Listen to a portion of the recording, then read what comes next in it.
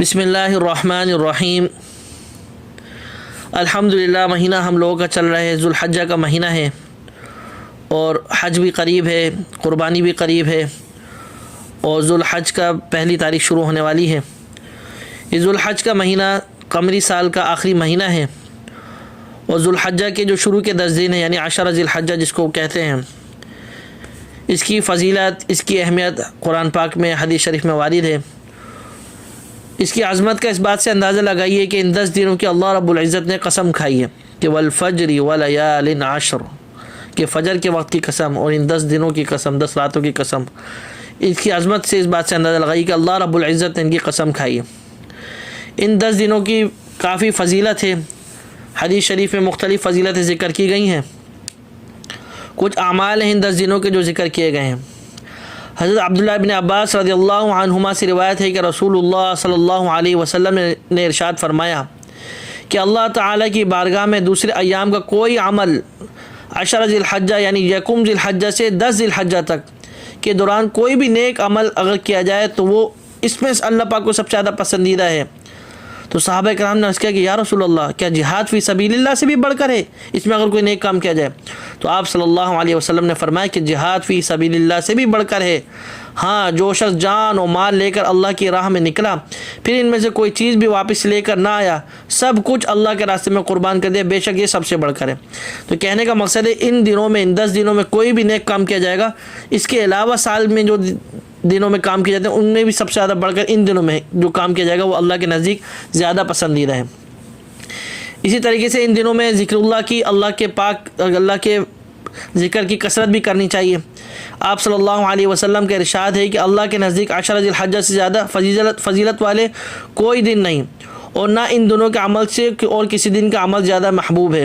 لہذا تم ان دنوں میں تسبیح یعنی سبحان اللہ، و تحلیل یعنی لا الہ الا اللہ، و تکبیر یعنی اللہ اکبر، اور تحمید الحمدللہ کثرت سے کہا کرو۔ تو ان 10 دنوں میں کثرت سے نیک اعمال بھی کرنے اور ساتھ ساتھ اللہ کا زیادہ سے زیادہ ذکر بھی کرنا ہے۔ اسی طریقے سے نفلی روزے بھی ان 10 دنوں کا عمل ہے کہ آپ صلی اللہ علیہ وسلم نے ارشاد فرمایا کہ کوئی دن ایسا نہیں جس میں عبادت اللہ تعالیٰ کے نزدیک عشرہ ذی الحجہ سے زیادہ پسندیدہ ہو، کیونکہ عشرہ ذی الحجہ میں ہر دن کا روزہ 1 سال کے روزے کے برابر ہے۔ پہلی ذی الحجہ کو روزہ رکھا تو 1 سال کے روزے کا ثواب، دوسری ذی الحجہ کو روزہ رکھا تو 2 سال کے روزے کا ثواب، یعنی ہر دن روزے رکھنے کا ثواب 1 سال کے روزے کا ثواب ہے۔ اسی طریقے سے ان دنوں میں راتوں میں جاگنے کی بھی کوشش کی جائے کہ راتوں میں جا کر اللہ پاک کی عبادت کی جائے، کہ آپ صلی اللہ علیہ وسلم نے ارشاد فرمایا کہ عشرہ ذی الحجہ کی ہر رات کی عبادت شب قدر کی عبادت کے برابر ہے۔ اللہ اکبر۔ اسی طریقے سے اگر عرفہ کے دن کا بھی روزے کی کوشش کی جائے کہ عرفہ کا جو 9 ذی الحجہ کا روزہ ہے جس میں حاجی عرفہ کے دن میں جمع ہوتے ہیں، تو ہم لوگوں کو کوشش کرنی چاہیے کہ جو حج پر نہیں جا سکے کہ عرفہ کے دن کا بھی روزہ رکھیں۔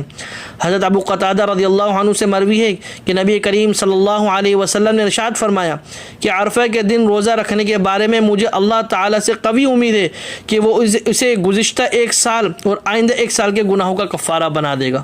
اللہ اکبر۔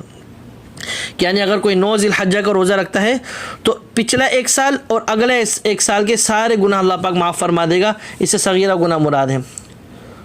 ذوالحجہ کی 9ویں تاریخ یعنی عرفہ کے دن روزہ رکھنا مستحب ہے۔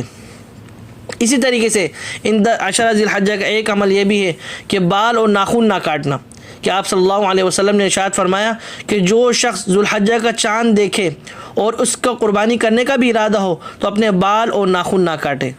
یہ عمل جو ہے سنت اور مستحب ہے، یعنی قربانی کرنے والوں کے لیے مستحب ہے کہ ذوالحجہ کا چاند نظر آنے کے بعد قربانی کرنے تک وہ اپنے ناخن نہ کتریں، نہ سر کے بال مونیں، نہ بغل اور نہ ناف کے نیچے کے بال صاف کریں، بلکہ دن کے بھی حصے کے بال نہ کاٹیں۔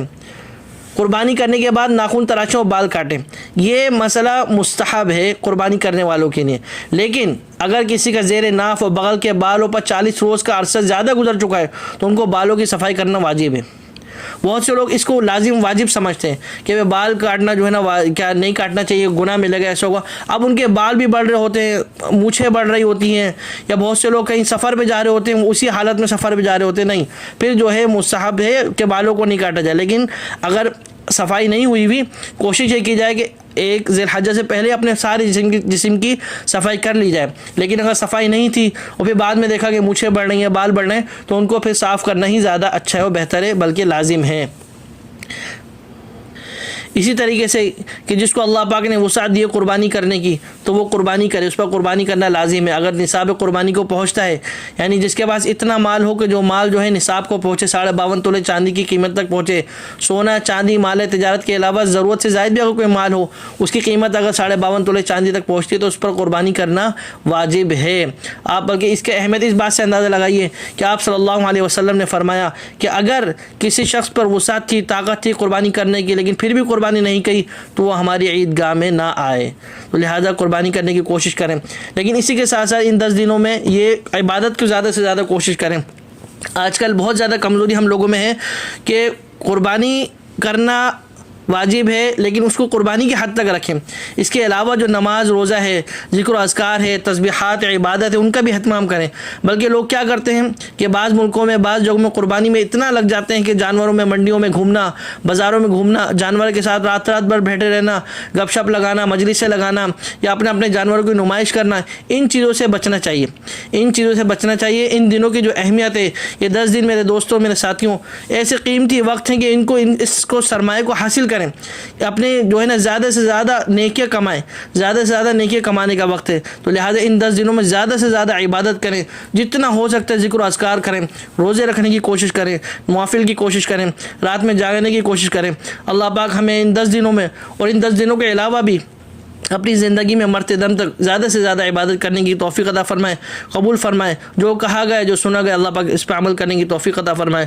وآخر دعوانا ان الحمد للہ رب العالمین.